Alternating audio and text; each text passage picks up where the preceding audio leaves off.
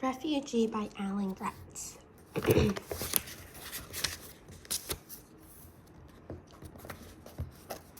Isabel. Somewhere on the streets of Florida, 1999, 2 days from home.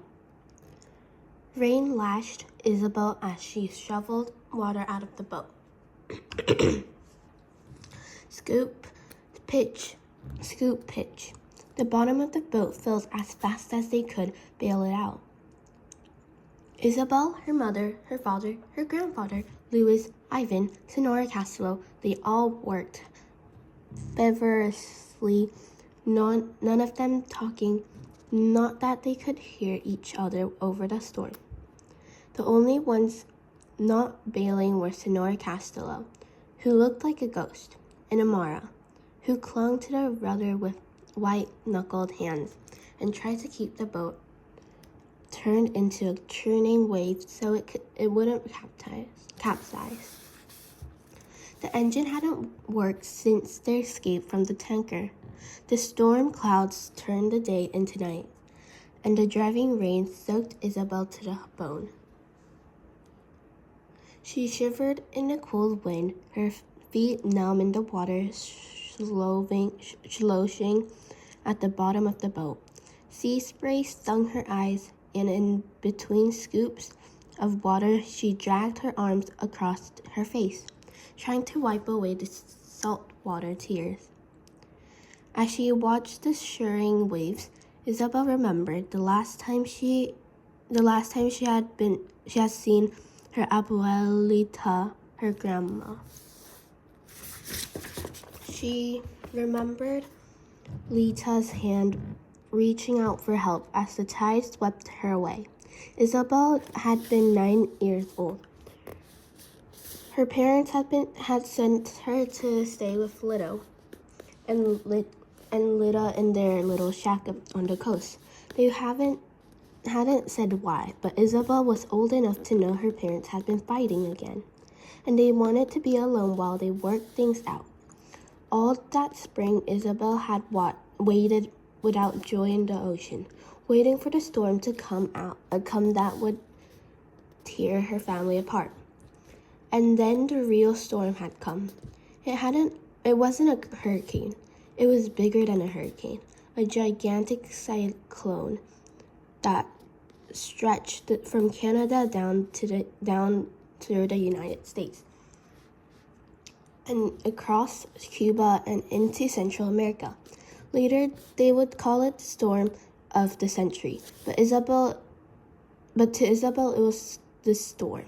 The shrieking wind ripped roofs off houses and pulled palm trees straight out from the ground. The rain fell sideways. Hail shattered windows like a never-ending shotgun blast, and the ocean rose up like a giant hand and reached inland over Lita's little house by the sea, smothering the house in its giant paw and dragging the shattered pieces back into its lair. Lito and Lita hadn't known the snowstorm was coming, or they wouldn't have been there. They would have been inland, found higher ground. Castro had promised he would protect them, but he didn't. Not then, not Isabel's grandmother. Lito had been able to hold on to Isabel, and Lita had been swept away. She hadn't slipped under the waves, her arms still reaching for Isabel. And that was the last time they had ever seen of her. Lito's arm found Isabel again now and wrapped her in a hug. "I know what you're thinking," he said close to her ear, where she could hear him. "I'm thinking about it too. I miss her," Isabel told her grandfather. "I missed her too," Lito said. "Every day." Real tears came into Isabel's eyes now, and Lito hugged her tighter. That was her song's end, Lito whispered. "But ours plays on. Come, keep bailing, or soon it'll be up to our eyeballs." Isabel nodded and went back to scooping water. What if her life was a song? No, not a song. A life was a symphony. with different movements and complicated musical forms. A song was something shorter, a smaller piece of life. This journey was a song, Isabel realized, a song cubano, and each part of it was a verse. The first verse had been the riant, a blast trumpet, the rat-tat-tat-tat of a snare drum. Then the pre-chorus of trading her trumpet for gasoline, the piano that gave the sun its rhythm, and then the chorus itself, leaving home. They were still leaving home, still haven't gotten to where they were going. They would return to the chorus again and again before they were done. But what was the refrain? And how many more verses would there be before they got to the climax of the song? The brash moment at the end of a song cubano that echoed and refrained, and then the coda, those brief few notes that tied all together. She couldn't think about that now. All she could do now was scoop water and pray they didn't drown in the mad conga solo that drummed against the side of their tiny metal boat. Mahmoud. Somewhere on the Mediterranean Sea, 2015, 11 days from home. The cold water was like a slap in Mahmoud's face. Before he could think, he gasped, sucking in the mouthful of the dark Mediterranean Sea. He tumbled backward, head down in the murky water, his arms and feet thrashing, trying to right himself. Something else fell on top of him, pushing him deeper and deeper into the water. He choked, coughed, swallowed more water. Bodies tumbled into the water above him, beside him, below him. His knee struck something hard and sharp, a rock, and he felt a cold flash of pain that quickly disappeared into blind, senseless terror. He was drowning. The rubber dinghy that burst against the rocks, and he was drowning. Mahmoud kicked, paddled, flailed. His face came out of the water, and he gulped down air. And then a wave washed over him again, and he went down. He kicked his way back to the surface and fought to keep his head above water. "Mom, Dad," Mahmoud cried. His yells were mixed with the screams and cries of the other passengers who made it back to the surface. All around Mahmoud's survivors thrashed and gasped, swamped by the choppy waves. There was nothing left of a dinghy. The engine had dragged the rest of it down. Mahmoud saw something bobbing along the water, glowing, a cell phone. It was still sealed tight in its plastic bag. The air in the bag kept it afloat. Mahmoud swam for it, ducking away, pawing the bag into his arms. The glowing phone screen said 2:32 a.m. "Help, help," Mahmoud's mother sobbed, her voice recognizable in the chaos. Mahmoud spun, orientated himself, and frog-kicked his way through the waves toward the shape he thought was his mother. He picked her pink headscarf out of the swirling pandemonium and saw that she was fighting to lift something up out of the water. Hannah. Mahmoud swam to his mother. Hannah was crying. She was alive, but it was all Mahmoud's mother could do to keep the baby on her own face above the relentless waves. One or the other of them was going to drown. Mahmoud put his arms around his mother and tried to kick her and Hannah both to the surface. But half the time, he felt like he was dragging himself down with him. Fatima, Mahmoud, he heard his father cried. Mahmoud turned to see his father, with Walid in his arms. "The life preservers are useless," he rolled his head, appearing and disappearing behind the waves. "They're fakes." Fake? Mahmoud was furious, but his anger quickly faded. Every ounce of his energy was focused on kicking, swimming. If he stopped, he and his mother and sister would drown. There were other people around them, yelling, searching, fighting to stay afloat. But as far as Mahmoud was concerned, his world was 4 meters around. Where did they go from here? How did they get out of the sea and onto dry land?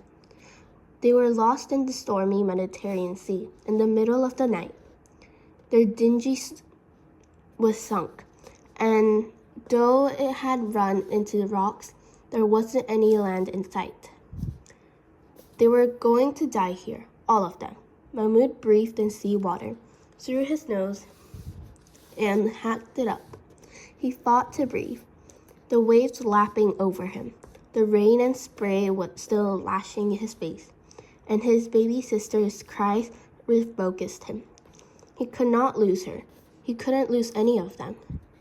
They came together in the water, Mahmoud and his mother and father, all of them helping Hannah and Walid, and each other stay afloat. Other families and groups did the same, but eventually the little groups drifted apart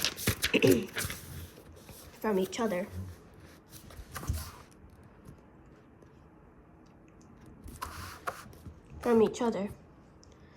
None of them knowing which way they were supposed to go.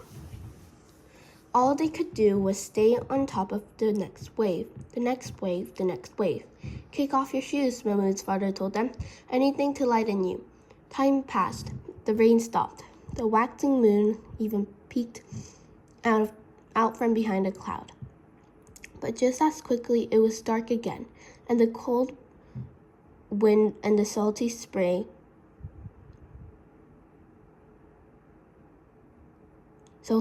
and the swelling sea still tormented them.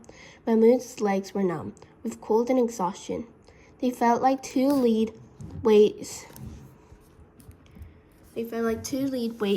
He struggled to lift and turn to stay afloat. His mother had been quietly sobbing for what seemed like forever. Her arms no longer held Hannah above the water, but just on top of it, like she was pushing along a tiny barge. Mahmoud's father did the same, with Walid, trying to save his strength. Hannah had gone as quiet as Walid, and Mahmoud wondered if they were still alive. He couldn't ask. Wouldn't. If he didn't ask, he couldn't know for sure. And as long as he didn't know for sure, there was a chance they were still alive. Mahmoud slipped beneath the waves once more, longer this time. It was getting so hard to come up again, to keep himself afloat. He rose again, pushing air out of his nose. But he was tired, so very, very tired. He wished for a respite from swimming, just a moment to sit without working his arms and legs, to close his eyes and go to sleep. Water was sloshing in and out of Mahmoud's ears, but he thought he heard a drone just above the howl of the wind. In Syria, that sound would have sent him ducking for cover, but now it made his eyes widen, his legs stick, but just a little harder, a little higher. There, coming at them out of the darkness, another dinghy full of people. Mahmoud and his mother and father waved their arms and cried out for help. At last, the people on board saw them, but as the dinghy came closer, it didn't slow down. They weren't going to stop. The front of the dinghy chop past Mahmoud, and he lunged for one of the handholds on the side. He caught it and grabbed his mother before the dinghy pulled him away. He swung Mom to the side of the dinghy, and she grabbed hold. The wake from it almost swamping Hannah. Behind them, Mahmoud's father also reached for the dinghy but missed. It churned along, bouncing in the chop, and Mahmoud's father and brother disappeared into the darkness. Dad, Dad, Mahmoud cried, still holding on to the dinghy. Let's go, a woman in the dinghy yelled down at him. You're dragging on us. Let us in, please, Mahmoud begged. It was all his mother could do to hang on to the dinghy and Hannah. We can't, there is no room, a man inside the dinghy yelled. Please, Mahmoud begged. We're drowning. I'll call the Coast Guard for you, a man said. I have their number on my phone. Another man reached down and tried to pry Mahmoud's hand from the dinghy. You're tipping us. Please, Mahmoud cried. He sobbed with the effort of fighting off the man's fingers and hanging on to the dinghy. Please, take us with you. No room. At least take my sister, Mahmoud begged. She's a baby. She won't take up any room. That caused much yelling and discussion on the boat. A man tried to pry Mahmoud loose again, but he hung on. Please, Mahmoud begged. A woman appeared outside of the boat, her arms reaching down to Mahmoud's mother, reaching for the baby. Mahmoud's mother lifted the little ball of wet blankets up to the woman. Her name is Hannah, she said, struggling to be heard above the roar of the engine and splash to the waves. Someone finally pried Mahmoud's fingers off the side, and he slipped into the water and tumbled in the dinghy's wake. When he came up, he saw his mother and had let go of the dinghy too. She was crying great howling tears and tearing at her clothes. Mahmoud swam over to her and wrestled her hands into stillness, and she put her head on Mahmoud's shoulder and sobbed. Mahmoud's sister was gone, and so his father and brother.